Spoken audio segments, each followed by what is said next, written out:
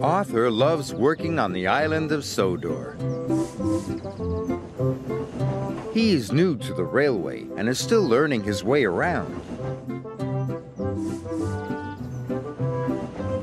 One morning, he discovered the fishing village.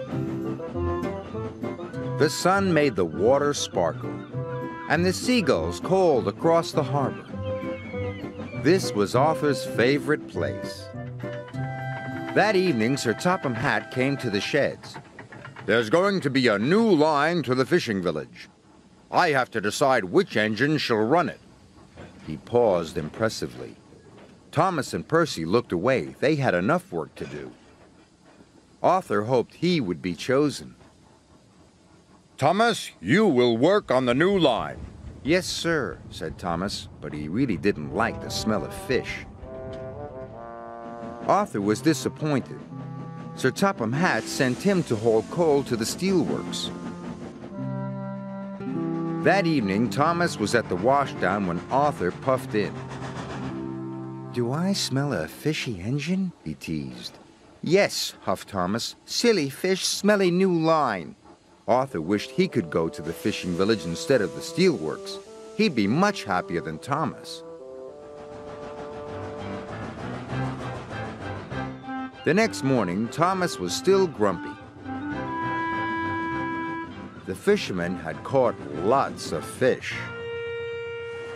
"Hurry up," said Thomas. "I'm a busy engine." "And a fussy one, too," said the fisherman. "Just enjoy the fresh, salty smell of the fish." "P.U.," puffed Thomas.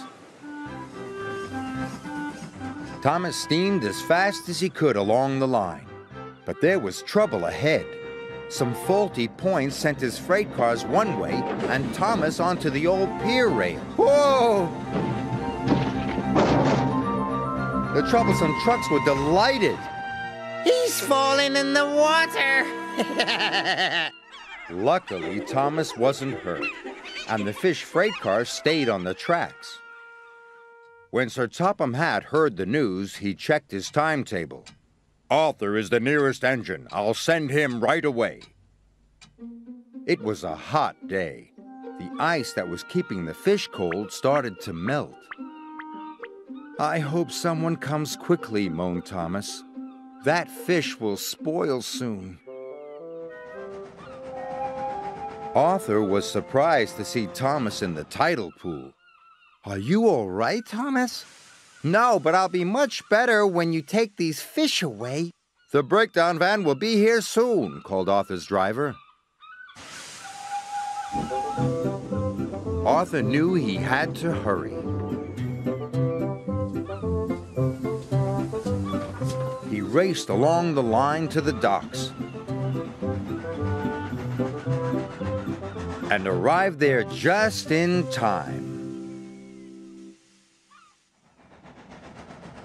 Later, Arthur went to see Thomas at the fitter's yard.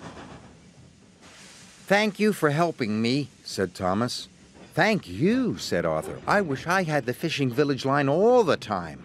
"Well, please tell Sir Topham Hatt, because I don't like fish." That evening, Sir Topham Hatt came to the sheds.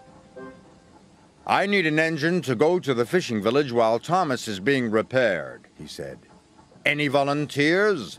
"Me," Arthur blurted out. "And please, sir, may I run on that line all the time? Thomas doesn't like fish, but I do." "Then the line is yours," said Sir Topham Hatt. Arthur was delighted. The next morning, he puffed into the fishing village right on time. The smell of fish was everywhere, but he was sure he had the most beautiful line on the island of Sodor.